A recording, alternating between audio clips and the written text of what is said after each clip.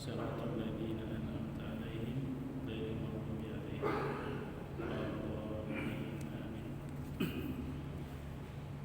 السلام عليكم ورحمة الله وبركاته. بسم الله الرحمن الرحيم.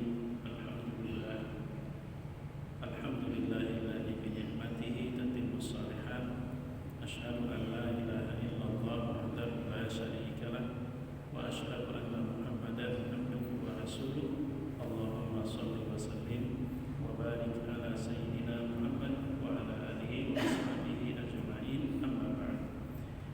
Yang Allah muliakan jamaah salat maghrib Masjid Arafah, mata'allah wa iyyakum bil iman wal islam wal hidayah was sadat tulal umur wa bil afiyah was salamah. Yang Allah muliakan, pertama-tama mari kita bersyukur kepada Allah dan memujinya dengan mengucap alhamdulillah. Kemudian salawat dan salam semoga selalu Allah limpahkan untuk Nabi kita Muhammad sallallahu alaihi wasallam beserta keluarga, sahabat dan pengikut beliau sepanjang zaman. Jamaah rahimakumullah, kita melanjutkan petuah dari Imam Al-Ghazali dari salah satu karya ilmiah beliau, sebuah buku kecil atau risalah yang berjudul Ayyuhal Walad. Qala al-musannif rahimahullah ta'ala wa nafa'ana bihi wa bi ulumihi fid dharain amin. Wa man sa'adathu as-sa'adatu fawajada shaykhan kama dzakarna wa qabilahu asy-syaikhu yanbaghi an yahtarimahu zahiran wa batinan.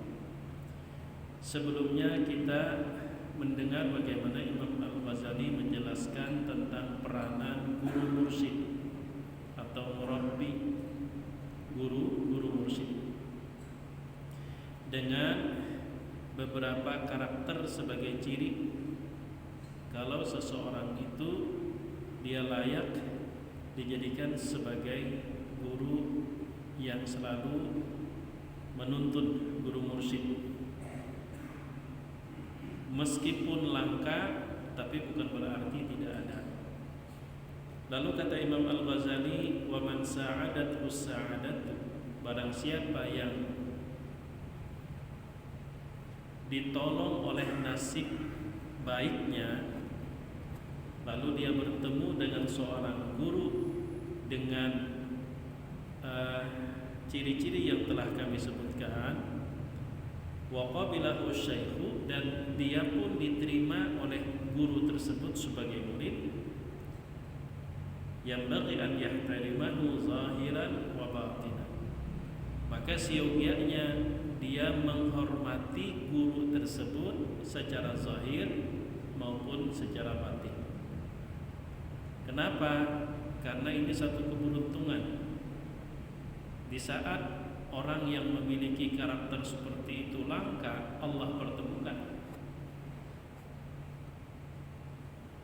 Dan diterimanya sebagai murid, maka siogianya menghormati, memuliakan secara zahir dan batin. Amma ihtiramu zahiri fahuwa an la yujahilah. Adapun bentuk menghormati secara zahir, maka hendaknya seorang murid tidak bermujadalah, tidak mendebat, wala yastaghila lahu bil ihtijaji ma'ahu fi kulli mas'alatin wa in 'alima khata'a.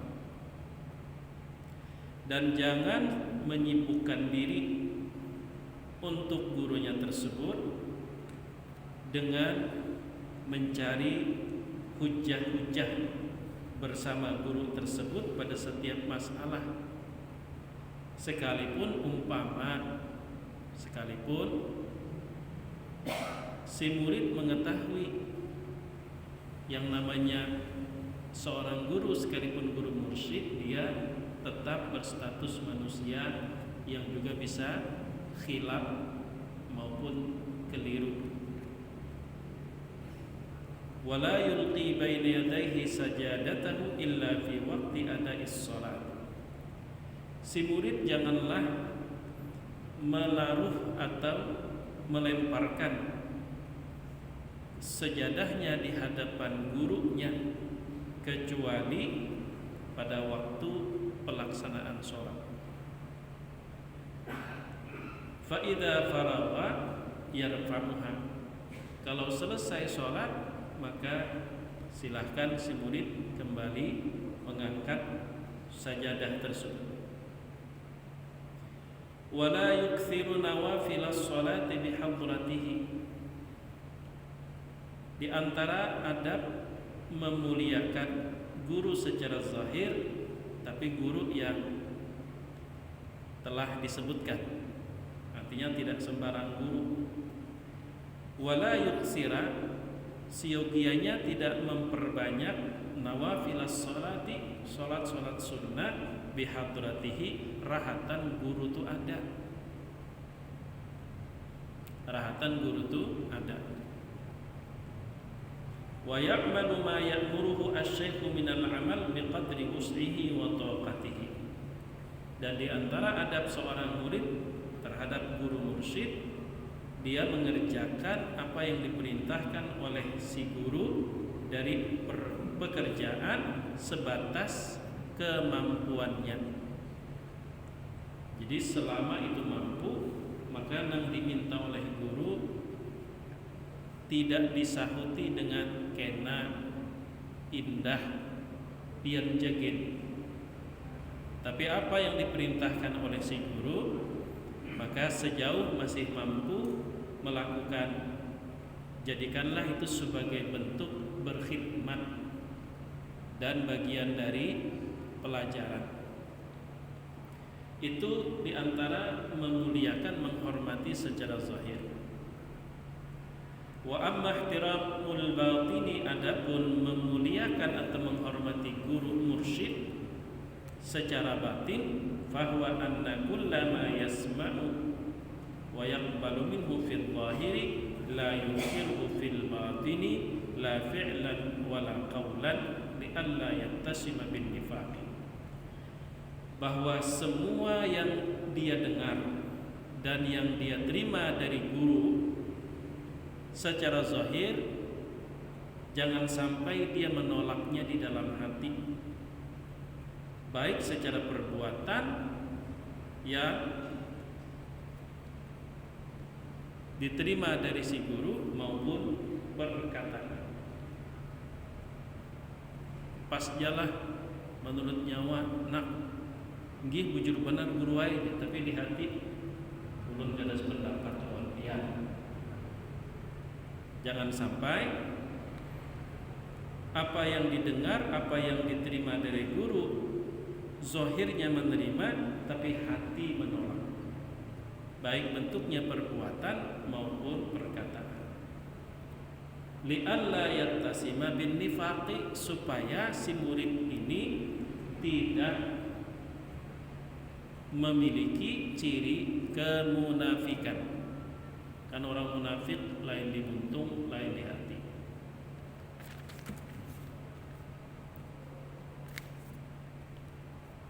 Wa illam yastati' yatruku suhbatahu ila an yuwafiqa batinuhu zahira. Andai kata kada kawajuan angka itu, kada kau menghindari tadi, menghindari muntung bepadah inggih, tapi hati sebaliknya, kada kau menghindari, padahal sudah Allah berikan kesempatan memiliki guru seperti itu. Tapi sekali lagi, tidak sembarang guru, tidak sembarang guru. Spesifikasinya telah dijelaskan oleh Imam Al-Ghazali. Guru yang tidak menyalahi mutaba'ah kepada Nabi Sallallahu Alaihi Wasallam. Amun nanggawian si guru tersebut sudah menyalahi sunnah-sunnah Rasul Sallallahu Alaihi Wasallam, itu lain guru mursyid, ngarannya 1000 kalinya mengaku wali. Makanya jangan didebat kemudian jangan diiktirad. Itu guru yang memenuhi spesifikasi atau ciri-ciri yang disebutkan sebelumnya oleh Imam Al-Ghazali. Sehingga kalau umpama kita sebagai seorang murid dituntut untuk memperhatikan adab zahir dan batin terhadap guru seperti itu, kita tidak menolak, memang seharusnya, karena guru seperti itu kalau istilah sebagian ulama merupakan khalifah Rasul sallallahu alaihi wasallam. Sekali lagi dengan ciri-ciri dan spesifikasi yang telah disebutkan Imam Al-Ghazali. Bila umpama kita sebagai murid dituntut untuk memuliakan secara zahir dan batin terhadap seorang guru, tapi kelakuan sidin jauh dari akhlaknya Rasul sallallahu alaihi wasallam, maka tidak ada keharusan kita. Andai kata kita menolak, kita tidak termasuk murid yang su'ul adab. Nah, jadi yang dimaksud guru di sini guru mursyid yang memang memenuhi spesifikasi dan kriteria yang telah disebutkan sebelumnya. Kenapa berulang-ulang ulun tegaskan itu? Supaya kita tidak salah kaprah. Baik kita yang kebetulan dipertemukan Allah dengan seorang guru mursyid, atau kita yang barangkali melihat ada orang lain yang berkhadam dengan gurunya luar biasa. Jadi supaya kita tidak salah kaprah. Karena kadang-kadang ada semacam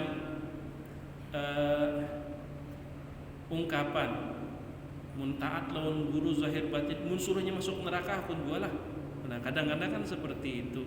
Kan guru yang seperti apa dulu yang dimaksud oleh Imam Al-Ghazali? Jadi mun kadakawa jua menerima secara zahir, tapi batin kita menolak. Namun itu jadi Imam Al-Ghazali yatruku suhbatahu kena ai dulu menjadi muridnya. Kenapa? Membanyakin dosa benar. Karena kita kadakawa mengatur hati dan pikiran. Nggih ulun masih nggih tapi hati maka ulun kada percaya lawan pian.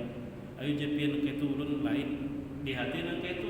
Kalau itu yang terjadi, mendingan kada usah Imam Al-Ghazali. Mendingan kada bertemu dengan guru mursyid. Kenapa? Karena pertemuan dengan guru mursyid dalam kondisi kejiwaan kita seperti itu, mun bahasa umumnya guru-guru kita maolah kita ketulahan benar, maolah kita kualat, berarti lebih banyak maslahat kita kada berdapat dengan orang seperti itu. Tapi bukan untuk selamanya. Ila an yuwafiqa batinuhu zahirahu, sampai kawan menata hati. Bilanya masih belum kau menata hati, kena gendong. Nang beristilah betugul berkhadam dengan seorang guru mursyid kena dulu. Mun balum bisa menata hati sekira nang di luar sama lawan nang di dalam. Nah, tapi kalau sudah mampu, maka jangan sia-siakan kesempatan tersebut berkhidmat dengan seorang guru mursyid.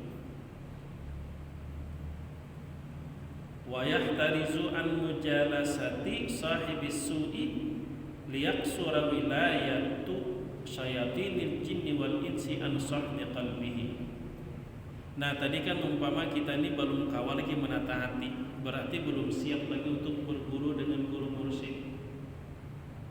Bila kita paksakan malah maulah kita ketulahan.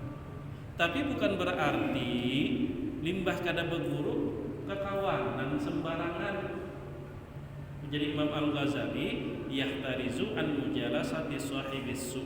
Kalau memang kenyataannya belum siap untuk mengikuti seorang guru mursyid, lalu memilih menunda karena dalam masa membenahi hati supaya hati ini tidak mendustakan apa yang diucapkan, supaya hati ini tidak mendustakan apa yang dilakukan secara zahir. Nah, selama pembenahan batin itu, menghindarlah dari berkawan atau berteman, bergaul dengan orang yang memiliki keburukan. Jadi bukan berarti kita kenai berguru lalu berkawan bebarang, tetap kita menjaga.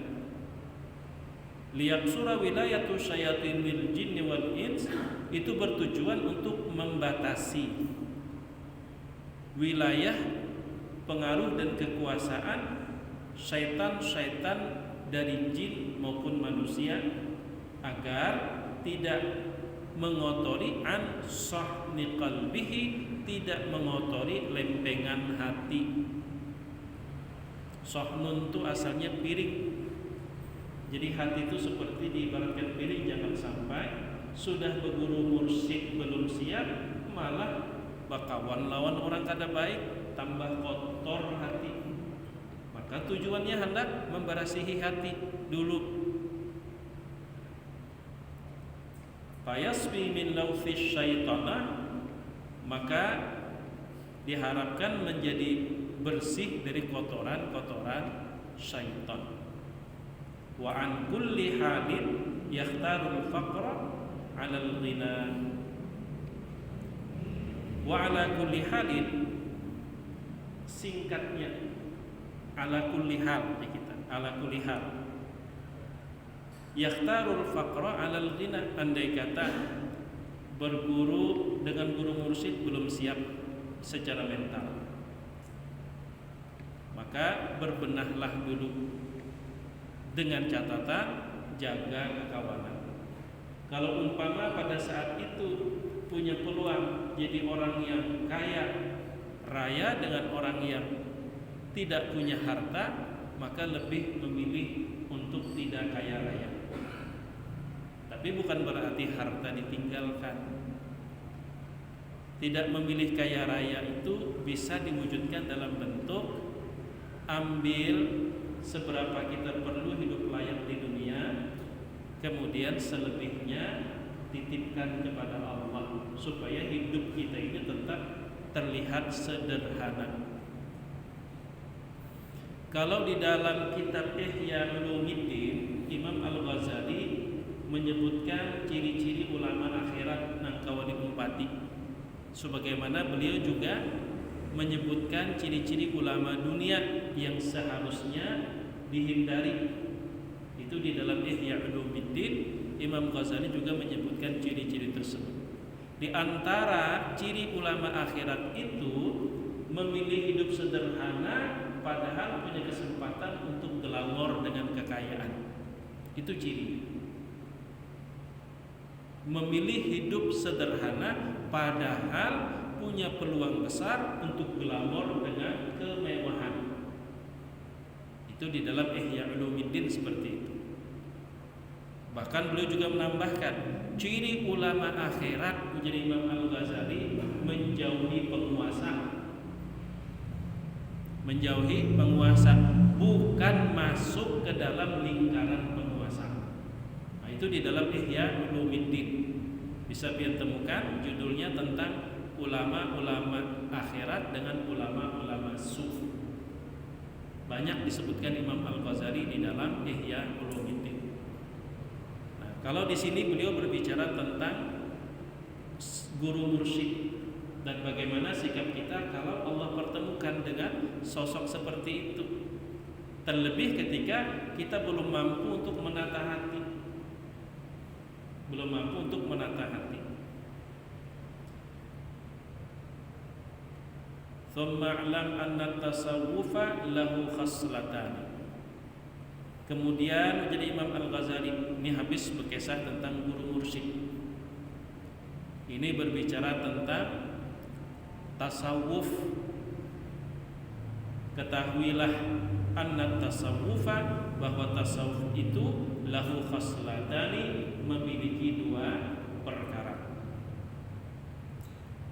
Jadi kalau dua perkara ini terpenuhi, maka itulah hakikat dari sebuah tasawuf. Yang pertama adalah al-istiqamatu ma'allahi ta'ala, tetap dan terus hanya bersama Allah. Yang kedua, as-sukunu anil khalqi, tidak bergantung dan bersandar kepada makhluk. Sukun itu asal maknanya merasa tenang. An menunjukkan meninggalkan. Merasa aman, merasa tenang, meninggalkan makhluk. Artinya kada bersandar dan kada bergantung kepada makhluk, tapi tetap fokus dan terus hanya bersama Allah. Bahwa dua macam ini itulah sebenarnya makna dari tasawuf. Jadi pertama, al-istiqamatu ma'allah, tetap terus dalam kondisi apapun bersama Allah. Yang kedua, tidak bersandar, bergantung, apalagi berharap kepada makhluk. Itu tasawuf. Maka faman istaqama ma'allahi azza wa jalla, barang siapa yang istiqamah terus bersama Allah, wa ahsana khuluqahu, lalu dia perbaiki pekertinya, akhlaknya, bin nasi, terhadap manusia, wa amalahum bil hilmi, dan bergaul dengan manusia dengan lembut, bahwa sufiyun, maka sesungguhnya dialah orang sufi. Jadi Imam Al-Ghazali menjelaskan orang sufi itu kada aneh-aneh. Kalau umpama penampilannya atau umpama punya ini keramat dan sebagainya, kada. Orang sufi itu pertama dia istiqomah selalu bersama Allah, kemudian akhlaknya terhadap manusia baik, lalu bergaul dengan manusia santun dan lembut, maka itulah sufi. Kira-kira layaklah dipadakan tasawuf itu sesat. Orang yang memiliki karakter seperti ini, itulah yang namanya sufi. Jadi Imam Al-Ghazali. Nah, sementara ulun baru-baru ini dikirimi oleh kawan di salah satu grup postingan. Postingan itu juga menampilkan sosok ustadz lokal kita. Jadi beliau menerima pertanyaan, Pak Ustadz, kenapa saya dianjurkan untuk menjauhi tasawuf? Kenapa saya dianjurkan harus menjauhi tasawuf? Jawabannya memang cukup panjang lebar, tapi kesimpulannya tasawuf itu sesat. Itu kesimpulannya, tasawuf itu sesat. Tapi ulun menangkap yang ada dalam benak beliau ketika tasawuf itu sesat. Beliau menggambarkan tasawuf itu hanya sebatas ritual semacam thariqah. Dari alasan kenapa beliau mengatakan itu sesat, Jarsidin, karena ada penemunya, dan penemunya bukan Nabi, berarti tidak mengikuti Nabi. Gitu aja. Hati memang tidak nyaman menonton postingan itu, tapi memang inilah sudah ladang dakwah. Kadang yang kita hadapi bukan hanya jamaah, tapi juga sosok-sosok yang berada di balik sikap dan pendirian jamaah. Itu yang menjadi tantangan dalam berdakwah. Makanya seorang ulama mengatakan ada yang lebih berbahaya dari ketidaktahuan atau kebodohan. Bodoh itu berbahaya, ketidaktahuan itu berbahaya, tapi ada yang lebih berbahaya dari ketidaktahuan. Apa itu? Setengah tahu. Nang setengah tahu ini dia akan berbicara tentang sesuatu hanya berdasarkan setengah nang inya tahu. Ini yang paling berbahaya. Jadi ibarat buah tuh setengah masak mentah kada, masak kada. Setengah masak.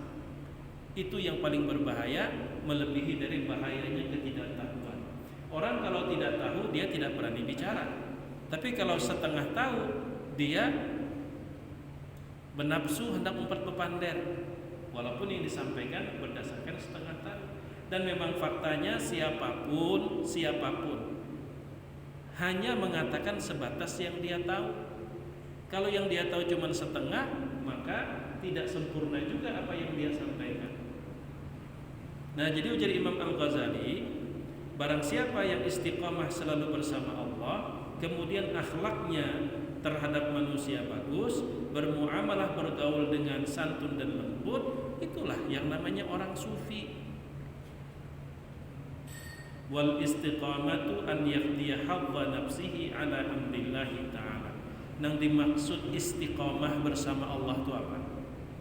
Istiqamah yaitu ketika seseorang sanggup mengorbankan bagian nafsunya untuk melebur di atas perintah Allah. Itu namanya istiqamah. Mengorbankan kepentingan nafsu demi tegak dan terlaksananya perintah Allah. Itu yang namanya istiqamah. Ya kan, sufi itu istiqamah terus bersama Allah, akhlaknya baik dengan manusia, bermuamalah dengan lembut dan santun. Ada 3. Nah, lalu Imam Ghazali menjelaskan istiqamah itu apa? Istiqamah itu bahwa seseorang sanggup mengorbankan kepentingan nafsunya demi tegaknya perintah Allah. Artinya kadang lawan aturan syariat. Nah, sedangkan akhlaknya bagus terhadap manusia, wa husnul khuluqi ma'an nas alla tuhmilan nas ala muradi nafsi. Tanda kita ini berakhlak baik dengan orang lain, tidak memaksakan orang sesuai dengan kehendak kita. Allah tuhmilan nas, bahwa tidak membebani manusia ala muradi nafsika, sesuai dengan keinginan nafsu. Jadi kadang memaksakan orang lain harus sesuai dengan apa maunya kita, tapi tetap menghargai. Itu ngaran berakhlak baik terhadap orang lain, tidak memaksa orang lain harus seperti apa yang kita mau. Bal tuhmilu nafsaka ala muradihim, akan tetapi belajar bagaimana kita menyesuaikan lawan orang. Jangan orang harus cocok lawan kita. Nangaran akhlak baik lawan orang lain itu adalah nang kaya apa kita bisa membawa diri. Jangan orang nang harus dipaksa cocok lawan seorang. Mun nang kaya itu prinsip hidup, di mana aja kita kada akur pasti tahuan. Belum pernah punya sahabat menyewa rumah bergabung, kada kehitungan berpindah. Sekali usut punya usut, hingga tekalahi terus di rumah sini pindah bakalahi sampai tunggal lingkungan baanak kelima-limanya pernah dikelahiinya, pindah lagi ke rumah nang lain. Tahual pula ujung-ujungnya menyewa rumah sorongan. Lantaran apa? Orang harus cocok lawan inya. Padahal akhlak yang baik itu sederhana. Nang kaya apa kita membawa diri, di mana bumi dipijak, disitulah langit dijunjung. Itu akhlak nang baik. Jangan orang nang harus menyesuaikan lawan kita, tapi kita yang mesti pandai mensesuaikan diri di mana kita berada. Itu nang dimaksud berakhlak baik terhadap orang lain. Tapi dengan catatan malam yukhalifu syar'a, sejauh perilaku orang lain itu tidak menyalahi syariat. Amun menyalahi syariat jangan kita umpat. nyata-nyata menyalahi syariat. Lalu aku menyesuaikannya gitu. Nah, itu lain akhlak yang baiknya namanya. Ini yang dimaksud bahwa kita tidak memaksakan keinginan kita terhadap orang lain, tapi kitalah yang bisa berbaur, menyesuaikan diri dengan orang lain dengan catatan sejauh tidak menyalahi syariat. Nah, itu mun pieu ditakuni urang apa geram tasawuf itu? Berarti udah bisi jawabannya. Bisi jawabannya sudah. Kita ditakuni urang bagaimana tasawuf cengang ke atas, mungkin di atas ada jawabannya. Padahal itu hanya sekedar sikap bepadah aja kada tahu sudah selesai. Ini kasah mencari-cari. Ulun biasa kadang-kadang lagi itu menggayai kekanakan. Ditakuni umpama ulama. Sekalinya mencengang ke atas. Umpat ya ulun mencengangi juga. Adakah di situ jawabannya jauh dulu tertawa sorong. Tertawa sorong. Itu sebenarnya kegelisahan untuk menutupi ketidaktahuan, lalu seperti mencari pelampiasan cengang ke atas. Dan itu hanya menyusahkan diri kita aja. Munnya kada dapat udah, ulun kada dapat selesai. Kada nang lihat telah. Itu menandakan orang itu hidupnya tidak simpel. Tapi kalau ditakoni ulun kada tahu, nah itu simpel hidupnya. Kada rumit. Tapi beliau dulu, nah itu menandakan pencirian orang hidupnya rumit, hidupnya. Nah, jadi mau ditakuni orang apa kira tasawuf? Tasawuf itu adalah terdiri dari dua hal. Yang pertama istiqomah, terus tetap istiqomah bersama Allah, dan yang kedua tidak menyandar dan bergantung kepada Allah. Itu yang namanya tasawuf. Jabarakan Pak. Urayakan apa? Anda belum paham lagi. Kau kita menjelaskan. Maka orang yang selalu istiqomah, tetap terus istiqomah bersama Allah, kemudian berakhlak baik terhadap orang lain dan bergaul dengan lembut dan santun, itulah orang sufi. Anda belum paham lagi ya.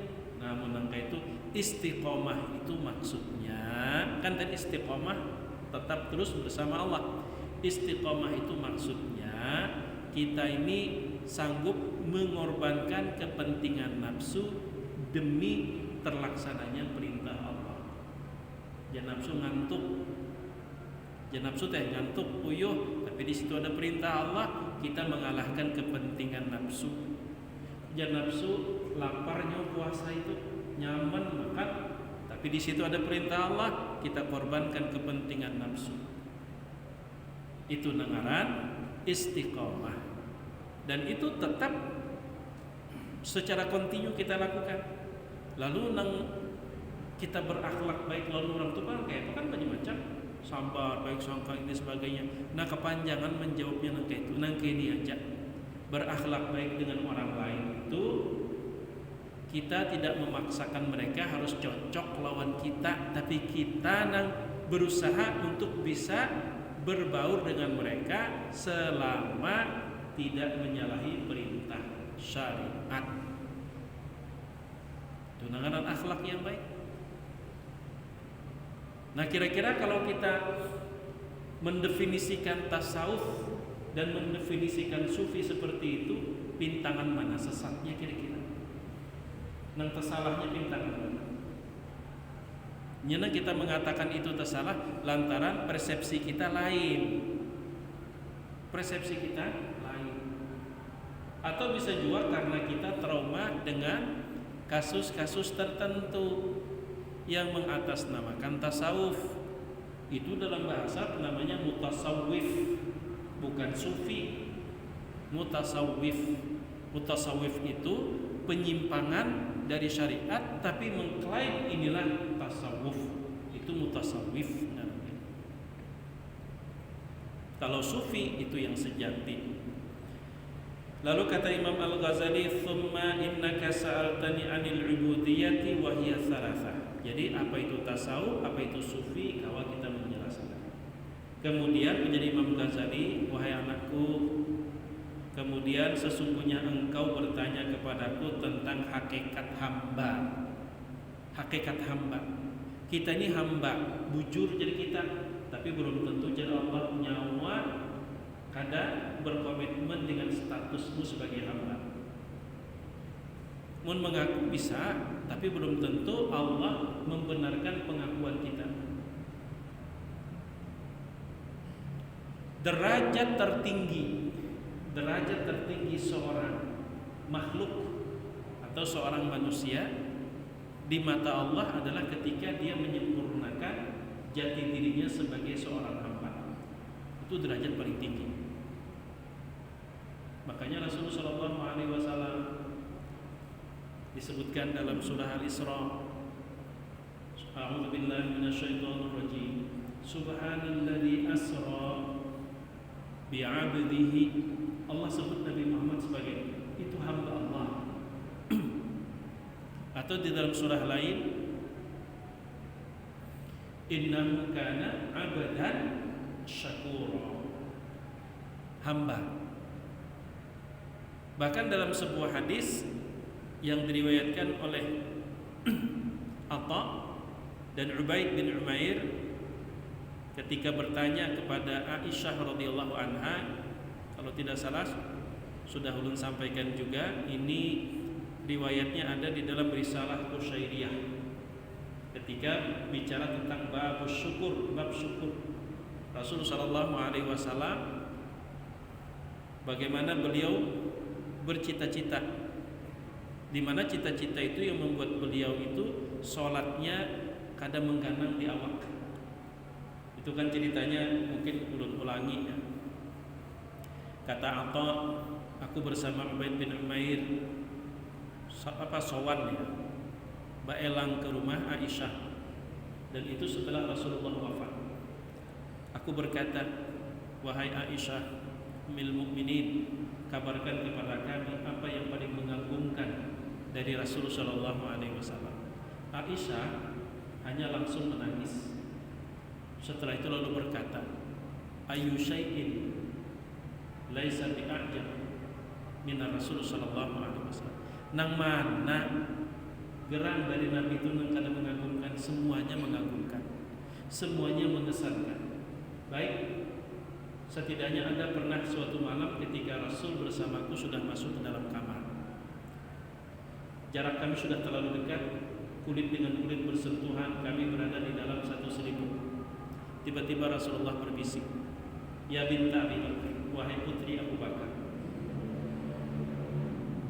dharini ata'abbadu ila Allah, izinkan aku ingin beribadah kepada Allah. Maksud Rasul, aku ingin sholat.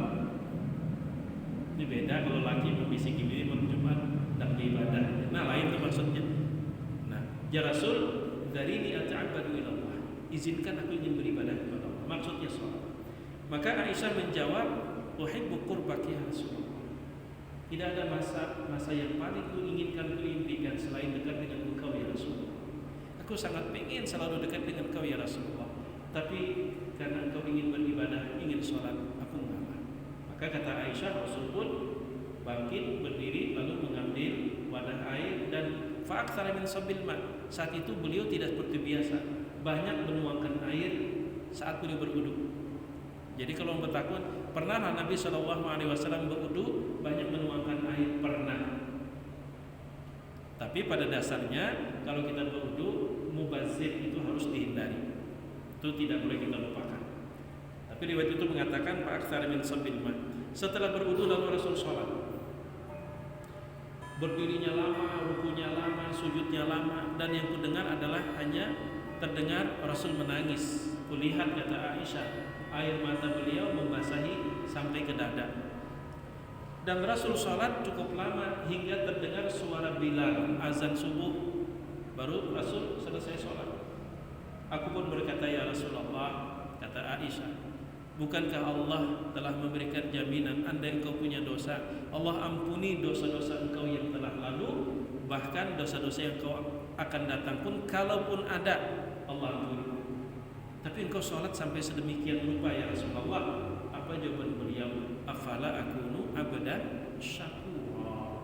Aku Kupengen di mata Allah menjadi hamba yang sangat pandai bersyukur. Menjadi hamba, bukan menjadi raja, bukan menjadi pejabat, tapi menjadi hamba. Karena sesungguhnya pencapaian tertinggi seorang makhluk atau seorang manusia di hadapan Allah adalah ketika dia mampu menyempurnakan jati diri sebagai hamba tulen 100%.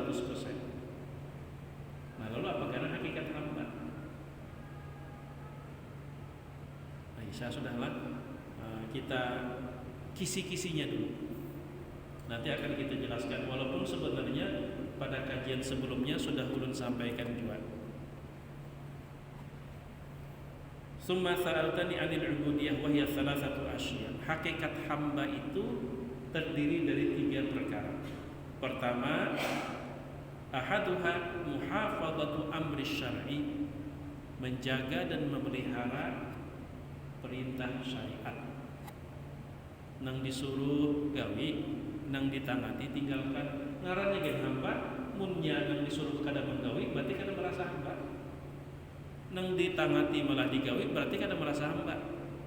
Jadi antara atasan dengan bawahan, tandanya sebagai bawahan nya kada melawan lawan atasan. Bawahan tapi melawan lawan atasan berarti kada tahu dirinya.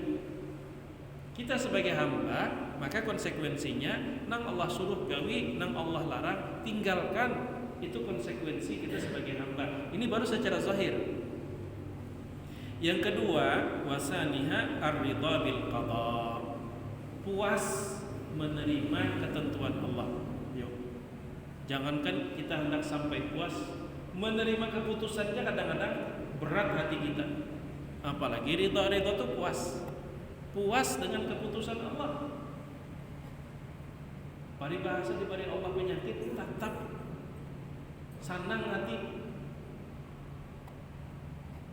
Ridha dengan qada dan qadar, wa qismatillah, dan berlapang dada ridha terhadap bagaimana Allah menata hidup di dunia.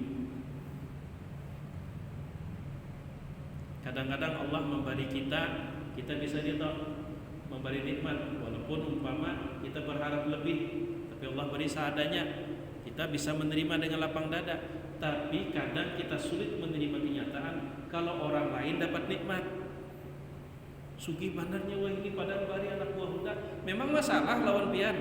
Kalau dulunya anak buah pian, apakah gara-gara dulu anak buah pian lalu dia kada pantas untuk jadi orang sukses sekarang? Siapa yang memberinya sukses? Allah. Kenapa pian kena sulit menerima kenyataan? Bungasnya bininya padahal lakinya biasanya jarang ada berduit pulang. Memang masalah buat pian Allah memberikan jodoh seperti itu. Kalau pian bujur-bujur menjadi hamba Allah, nang memberi jodoh lawan inya itu kan Allah. Kenapa pian maka protes? Berarti pian kada ridha dengan pembagian Allah. Bahari sekelas guring aja di kelas, wah ya ini dosen terbang sudah. Memang masalah merasa dulunya warajin berprestasi. Waktu sekolah SD SMP prestasi kawan pengguringan, wah ini seorang tak jadi apa-apa, ini dosen terbang. Memang masalah buat nang memberinya nasib hidup seperti itu kan Allah. Kenapa? Seperti sulit menerima kenyataan. Berarti nyawa kada merasa nyawa itu hamba. Nah ini sudah masuk ke bagian dalam. Nah kemudian yang ketiga, tarku ridha nafsika fi talabi ridallah, meninggalkan kepuasan nafsu demi mengejar ridhonya Allah. Contoh bagaimana? Kita disambati orang, jangan nafsu, nyawa harus tarik, nyawa mesti tersinggung, jangan dibiarkan, balas ujar nafsu. Apalagi umpama nyawa punya akses yang luas untuk bisa menjarai orang itu, tapi ujar Allah maafkan. Nang mana nang kita turuti? Nah mana kita turuti, memaafkankah atau kita menyariki orang tadi? Kita hamba nafsu apa hamba Allah? Atau nang contoh nang mudah aja. Kita ini diisi makanan halal 100%. Lalu kita makan ini bingka. Alhamdulillah ada bingka banyak. hanya titihi ulun. Saya tadi kan titihi. Ngarannya ampun kita, duit kita kalau luar banyak, makan sing nyamanan. Ujar nafsu tambahi lagi. Ujar Allah, kulu washrabu wala tusrifu. Makan, minum tapi jangan berlebihan. Nafsu hendak tambahi lagi nafsu, timpulu nyaman, barangnya ada halal. Saat itu ridho nafsukah yang kita ikuti atau ridhonya Allah? Mun kita menutup telinga dari tuntunan Allah, silahkan makan, silahkan minum, dan jangan berlebih-lebihan. Kita tutup karena kita memenuhi hasrat nafsu, karena merasa nyaman lalu berhemat, berarti kita hamba nafsu bukan hamba Allah. Hamba nafsu kita. Nafsu nang membisiki hakut, bisikan dari Allah, kita cueki kepada hamba Allah, kepada hamba Allah. Jadi secara zahir kita memelihara syariat, secara batin ridha, lapang dada dengan apa yang Allah putuskan, dan berlapang dada terhadap bagaimana Allah menata nasib hidup manusia, bahkan nasib hidup makhluk yang ada di alam. Orang sebelah pindah kau bertukar, padahal musim corona orang kada singgawian, maka kita nang bermalaman berpikir berbanding lagi bini, maka kada begawi dilihat apalagi janda. Umpama pina kau apa tertukar dari mana lah duitnya? Kenapa biar pikirakan ini menukar kada pakai duit pian? Seakan-akan gara-gara terlihatnya kada begawi, tidak pantasnya bisa berbelanja. Padahal lain duit kita juga nanti pakainya, kenapa kita nanti sewot memikirkan orang. Padahal kan yang memberinya Allah. Persoalan kemudian sumber inya halal ataupun haram itu sudah menjadi risiko tanggung jawabnya dengan Allah. Sementara kita malah berburuk sangka lawan orang. Sudah berburuk sangka, kemudian sepertinya tidak menerima kalau Allah memberi nikmat rezeki lebih pada orang tersebut, hanya karena penglihatan kita, tapi begawi. Jadi ada 3 hakikat hamba. Secara zahirnya al-muhafadzatu ala amri syar'i, kemudian yang kedua berlapang dada menerima qada dan qadar, keputusan dan ketetapan Allah, baik menyangkut diri kita ataupun menyangkut orang lain. Kemudian lebih mengutamakan ridha Allah walaupun harus mengalahkan keinginan nafsu. Nah kayak tadi makan tuh padahal halal, di kita kada dari nang haram, nang halal, cuma nafsu hendak berlebih-lebihan. Lalu ada firman Allah, kulu washrabu wala tusrifu. Nah, nang manana kita dengari? Kita mendengari Allah atau mendengari maunya nafsu? Kalau kita merasa bujur-bujur hamba Allah, berarti kita mesti harus mendengar apa ridha Allah, bukan apa keinginan nafsu. Kalau kita malah mendengarkan apa keinginan nafsu, maka jujur dalam hal itu kita masih menjadi hamba nafsu, bukan menjadi hamba Allah. Nah barangkali ini yang dapat terus sampaikan, karena waktu kita sudah sampai untuk sholat isya. Insyaallah nanti jika Allah panjangkan umur, diberikan kesehatan, keafiatan, dan dimudahkan segala urusan, kita bisa lanjutkan dan bertemu di tempat yang sama. Jika ada salah hilapnya mohon maaf. Terima kasih atas waktu dan kesempatannya. Jazakumullahu khairan. Subhanakallahumma wa bihamdik, asyhadu an la